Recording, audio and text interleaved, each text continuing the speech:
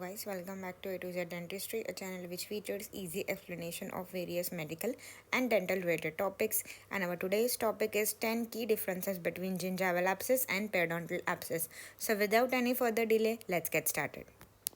So our first differentiating point between gingival versus periodontal abscess would be on the basis of definition. Before diving deep into these topics, let's first understand what is the meaning of abscess here, right? So abscess is nothing but a localized collection of pus, right? So whenever pus gets confined or localized to a particular area, we refer to it as an abscess. So gingival abscess is a localized acute infection which is confined within the gingival tissues only, right? And it is caused by impaction of any foreign body or trauma, and it does not involve any deeper periodontal structures and alveolar bone as well, right? So here are three key points, right? First is localized acute infection. Second would be of confined to the gingival tissues, which is confined to the gingival tissues. And third would be it does not involve any deeper structures, that is there is no involvement of PDL or the alveolar bone, right? So this is the clinical picture of gingival abscess. Here you can appreciate, right? This is the abscess or the localized collection of pus, which is very well visible over here, right? So as you can see, it is confined within the gingival tissue, right? It is involving, in this case, it is present in the attached gingiva, right? This is the attached gingiva, and this is your abscess which is present over here. So the periodontal abscess is basically a localized purulent infection which occurs within the periodontal tissue, right? Number one important point, it is occurring within the periodontal tissues, and it is usually associated with a deep periodontal pocket, right? Here when we were studying about gingival abscess, it was often caused by a presence of an trauma or a foreign body impaction, but here it is associated with a deep pocket, right? So this is also one of the etiology for our periodontal abscess, and it affects both the soft tissue and the hard tissue part, that is the alveolar bone, right? So it is involving PDL plus the alveolar bone as well. Here we had only the soft tissue component, right? Here we have only the soft tissue component, that is the gingiva only. Here we have the periodontium plus the alveolar bone as well. So clinically, when we contrast these two images, you can see, right? You can see the location here. In the cases of gingival abscess, it is located in the attached gingiva, and here you can see it is located within the periodontium itself, right? So between the interdental area of teeth, and here it is very close to the periodontium, or very close to the clinical crown, right? Very close to the clinical part of the crown. So our next differentiating point is on the basis of etiology. So gingival abscess is an acute inflammatory response which results when a foreign object, for example apple core or a lobster fragment, is forcefully embedded into the gingiva, right? So here we are trying to differentiate it on the basis of etiology, right? So the etiology for gingival abscess would be any foreign object which forcefully lodges itself or gets embedded within the gingival tissues, right? Whereas in cases of periodontal abscess, whenever there is occlusion of an orifice, right? So in the definition part, we have seen that periodontal abscess is associated with a deep periodontal pocket, right? So what happens whenever there is a pre-existing periodontal pocket and the orifice of the pocket gets blocked, right? It prevents the drainage of the purulent material. This purulent material is nothing but the pus, right? So basically what is happening, we have an existing periodontal pocket here, right? And this is the localized collection of pus, right, which is happening over here. Now for some reason, if there is anything which is blocking, right, these secretions which are present over here, it is blocking this secretion, so that results in abscess formation within the periodontium. Okay, so here these are the block secretions which are present, right, and there is any kind of blockage which is present over here. For example, the blockage may be the calculus itself, right? The calculus, right, mineralized dental plaque, if it is present over here, the secretions are getting accumulated here. So because of this calculus, the secretions are not able to get drained, right? So that leads to the formation of abscess within the periodontium. Moving on further, let's discuss the differences between location of gingival abscess versus periodontal abscess. So here, as you can see, the gingival abscess is confined within the marginal gingiva here and the interdental gingiva, right? So in this figure you can appreciate, right? This is your abscess and it is confined within the marginal gingiva, right, as well as the interdental gingiva here, as compared to periodontal abscess, which is involving deeper periodontal tissue, right? And this abscess is also associated with the periodontal pocket. Very important point, right?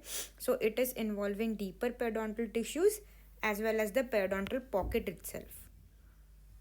Our fourth differentiating point is based on the extent of involvement.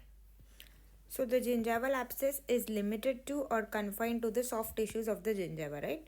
Here. Whereas the periodontal abscess involves soft tissues as well as the underlying bone, right? So periodontal abscess has two components.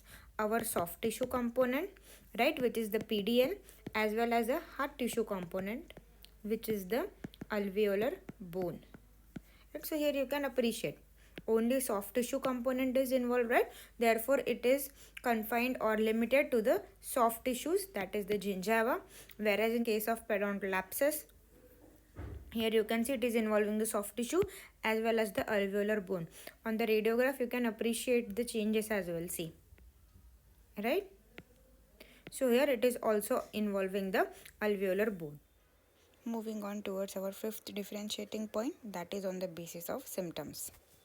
So gingival abscess typically presents as a localized swelling accompanied with redness and pain in the gingiva, right here.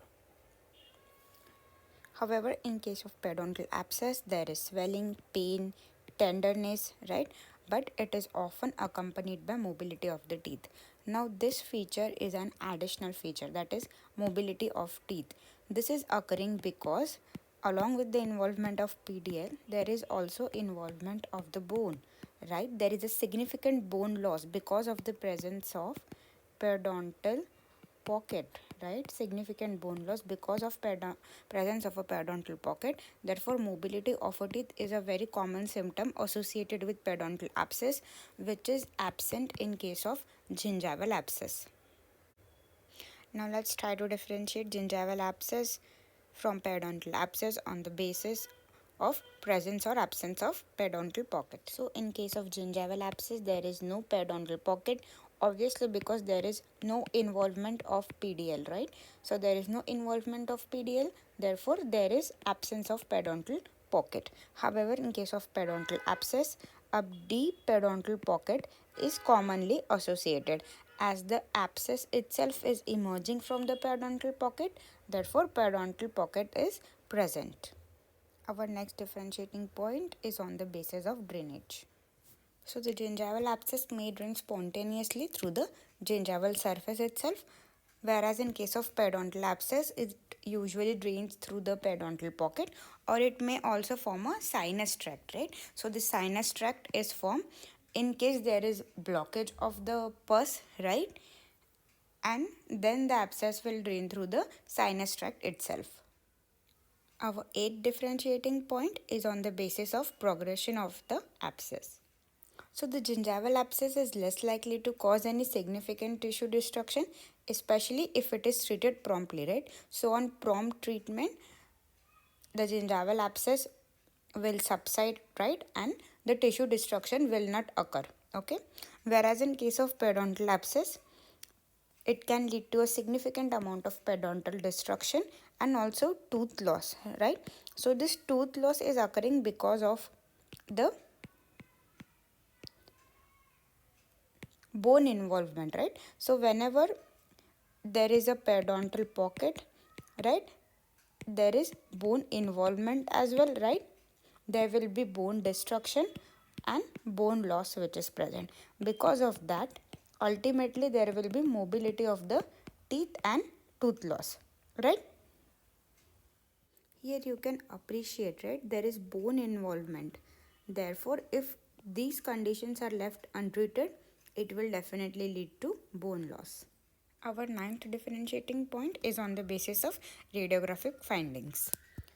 So whenever a radiograph is taken for gingival abscess, there are no significant changes in the bony structure, right?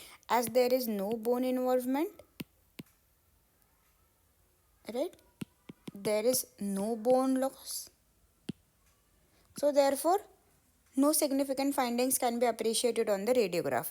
Whereas in case of periodontal abscess, there is radiolucency or bone loss which is visible near the root apex or on the lateral surface of the root, right? So here you can see, right, the tooth appears normal, there is almost no bone loss, right? But here you can appreciate the bone loss. Okay. So the bone loss in case of periodontal abscess will usually be seen near the root apex or on the lateral surface. Our last differentiating point is on the basis of treatment. So in case of gingival abscess, removal of the potential irritant, like for example, if at all there is any forced food particles, right, within the gingiva, removal of that particular particle is necessary, then incision and drainage along with local debridement procedures, right? Whereas in case of periodontal abscess, apart from incision and drainage, right, which we also have to do in case of gingival abscess, pocket elimination procedures are necessary, right? So gingivectomy may be required as well. Okay, and if there is significant amount of bone destruction, or if at all there is change in bony architecture, right, then definitely we have to go for other osseous resective procedures as well, right?